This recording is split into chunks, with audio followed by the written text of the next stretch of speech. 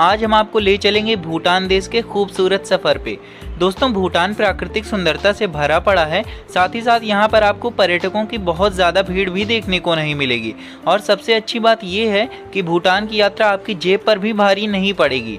भूटान देश में कितनी शांति और खुशहाली है, इसका अंदाज़ा आप इस बात से लगा सकते हैं कि भूटान पूरे एशिया महाद्वीप का सबसे खुशहाल देश है। और यहाँ की खुशहाली का सबसे बड़ा कारण है यहाँ की जनसंख्या। जी हाँ दोस्तों, भूटान देश की जनसंख्या है मात्र 8 लाख। तो अगर आप भी भूटान देश की यात्रा करना चाहते हैं तो वीडियो को शुरू से अंत तक पूरा ज़रूर देखिएगा। और अगर आप चैनल पर पहली बार आए हैं तो चैनल को ज़रूर सब्सक्राइब कर लीजिए, क्योंकि हम आपके लिए ऐसी ही यात्रा से संबंधित वीडियोस लाते रहते हैं। आज की इस वीडियो में हम आपको भूटान टूर से रिलेटेड कंप्लीट इन्फॉर्मेशन बताएंगे, जैसे भूटान कब जाएं, कैसे जाएं, बस, ट्रेन या फ्लाइट का क्या किराया रहेगा, होटल और फूड का कितना खर्चा रहेगा, इंडियन करेंसी को भूटानी करेंसी में कैसे कन्वर्ट कराएंगे, भूटान यात्रा के लिए परमिट कैसे मिलेगी और परमिट का क्या चार्ज रहेगा, सिम कार्ड वहां पर कौन सा चलेगा और कौन कौन सी टूरिस्ट प्लेसेस हैं भूटान में, सभी जानकारियां हम आपको डिटेल में बताएंगे। दोस्तों भूटान देश की राजधानी थिम्पू है और पूरे भूटान देश में जो भाषा बोली जाती है वो है जोंगखा। लेकिन दोस्तों आपको घबराने की बिल्कुल भी ज़रूरत नहीं है, क्योंकि भूटान के लोग हिंदी को बखूबी समझते भी हैं और बोलते भी हैं, इसीलिए आपको लैंग्वेज से रिलेटेड कोई भी समस्या नहीं होगी। अगर करेंसी की बात करें तो भूटान की जो करेंसी है, यानी भूटान देश में जो मुद्रा चलती है वो है भूटानी नगुल्ट्रम, और एक भूटानी नगुल्ट्रम की कीमत लगभग 1 भारतीय रुपए के बराबर ही होती है। अगर आप चाहें तो आप जब बॉर्डर पर पहुंचेंगे तो वहां पर आप करेंसी एक्सचेंज करवा सकते हैं।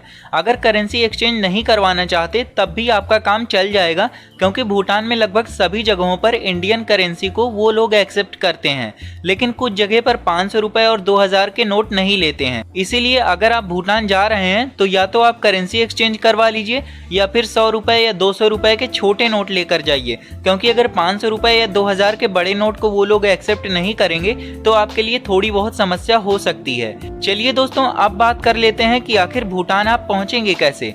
दोस्तों भूटान जाने के लिए आपके पास तीनों ही ऑप्शन अवेलेबल हैं, बाई फ्लाइट, बाई रोड और बाई ट्रेन।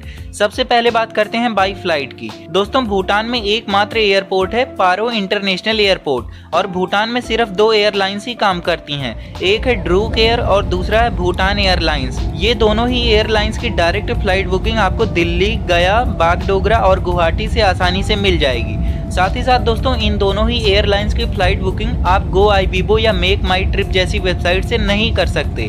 भूटान के लिए फ्लाइट बुक करने के लिए आपको ड्रूक एयर और भूटान एयरलाइंस की ऑफिशियल वेबसाइट पर ही जाना होगा, और आप केवल ऑफिशियल वेबसाइट से ही फ्लाइट बुक कर सकते हैं। चलिए दोस्तों अब बात करते हैं बाई रोड की। दोस्तों अगर आप बाई रोड यानी बस या ट्रेन के जरिए भूटान आना चाहते हैं तो आपको पश्चिम बंगाल के जयगांव तक आना होगा, जो भूटान बॉर्डर पर इंडिया का आखिरी गांव है। दोस्तों जयगांव तक आप कैसे पहुंच सकते हैं? जयगांव का नियरेस्ट रेलवे स्टेशन है हाशीमारा का, लेकिन दोस्तों हाशीमारा रेलवे स्टेशन सभी शहरों से वेल कनेक्टेड नहीं है। अगर आपके शहर से हाशीमारा के लिए ट्रेन मिल जाती है तो बहुत अच्छी बात है, अगर नहीं मिलती है तो आप बाई ट्रेन आ जाइए न्यू जलपाईगुड़ी, जो देश के सभी प्रमुख शहरों से वेल कनेक्टेड है, और न्यू जलपाईगुड़ी से आप बस या टैक्सी के जरिए जयगांव पहुंच जाएंगे। न्यू जलपाईगुड़ी से जयगांव की डिस्टेंस 150 किलोमीटर है, और यहाँ पर आपका बस का किराया करीब 300 से 400 रुपए लग जाएगा।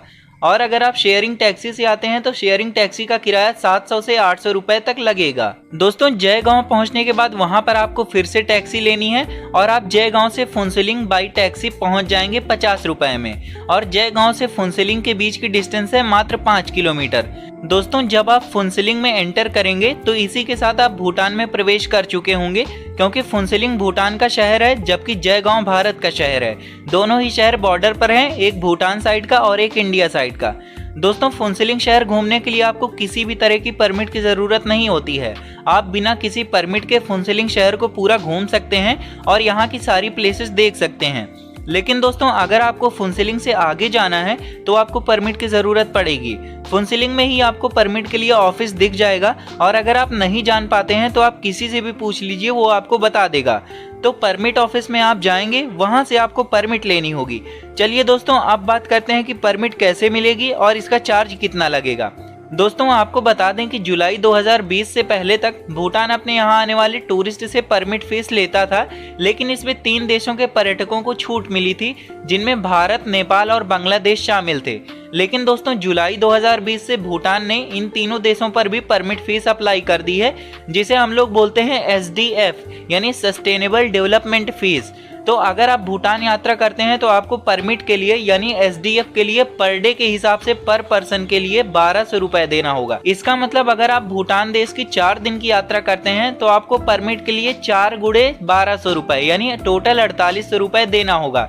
यानी एक दिन का एक व्यक्ति का 1200 रुपए आपको SDF देना पड़ता है, उसे परमिट भी आप मान सकते हैं। SDF मतलब सस्टेनेबल डेवलपमेंट फीस। और दोस्तों फुनसिलिंग में जो परमिट आपको मिलेगी उसमें आप सिर्फ 2 ही शहर घूम सकते हैं, थिम्पू और पारो, और ज्यादातर पर्यटक इन्हीं दोनों शहरों को घूमने के लिए यहाँ आते हैं। तो दोस्तों हमने जो टूर प्लान बनाया है उसमें हमने भी सिर्फ इन्हीं दोनों शहरों को शामिल किया है, थिम्पू और पारो को, जिसमें 2 दिन आप थिम्पू घूमेंगे और 2 दिन आप पारो घूमेंगे। और ये टूर प्लान आपका 4 दिनों का होने वाला है। साथ ही साथ दोस्तों परमिट के लिए आपको पासपोर्ट की जरूरत पड़ेगी। अगर पासपोर्ट नहीं है तो आप वोटर ID ले जा सकते हैं। दोनों में से कोई भी डॉक्यूमेंट होगा तो आपको परमिट मिल जाएगी। ध्यान रहे दोस्तों यहाँ पर आधार कार्ड वैलिड नहीं है, इसीलिए आप आधार कार्ड के भरोसे बिल्कुल मत जाइएगा। या तो पासपोर्ट आपके पास होना चाहिए या फिर वोटर ID। अगर आप थिम्पू और पारो के अलावा अन्य शहरों को भी घूमना चाहते हैं तो आप उसकी परमिट थिम्पू में ले सकते हैं। फुनसिलिंग में आपको सिर्फ 2 ही शहरों की परमिट मिलेगी। परमिट मिलने में आपको 2 से 3 घंटे का समय लग सकता है और उसके बाद परमिट आपको मिल जाएगी तो आप शेयरिंग टैक्सी से फुनसिलिंग से थिम्पू जाइए। फुनसिलिंग से थिम्पू के बीच की डिस्टेंस है 148 किलोमीटर और शेयरिंग टैक्सी का किराया लगेगा करीब 1000 रुपए के आसपास, यानी 800 से लेकर 1000 रुपए तक लग जाएगा। अगर आप बस से जाते हैं तो 500 से 600 रुपए में आप फुनसिलिंग से थिम्पू पहुंच जाएंगे। चलिए दोस्तों अब आप थिम्पू पहुंच चुके हैं। थिम्पू में सबसे पहले आप रुकने के लिए होटल बुक करेंगे। दोस्तों यहाँ पर होटल आपको 1000 रुपए से 1500 रुपए तक मिलेगा।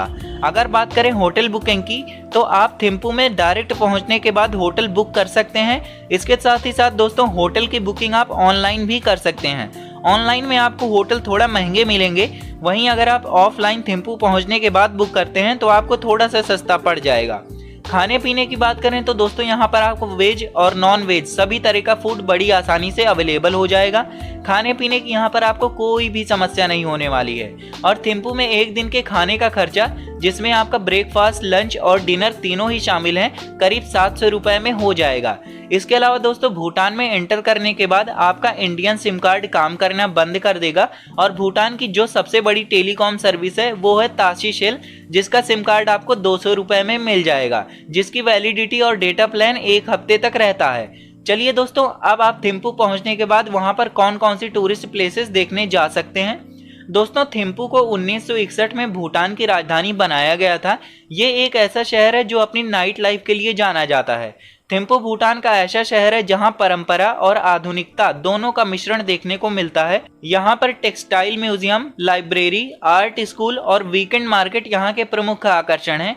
थिम्पू में आप ताशी चोजोंग देख सकते हैं, तांगो गोएम्बा देख सकते हैं, नेशनल मेमोरियल चॉर्टेन आप जा सकते हैं, भूटान नेशनल लाइब्रेरी जा सकते हैं। साथ ही साथ आप यहाँ थिम्पू में सिंपली भूटान देखने जा सकते हैं, जो यहाँ की बहुत ही फेमस टूरिस्ट प्लेस है।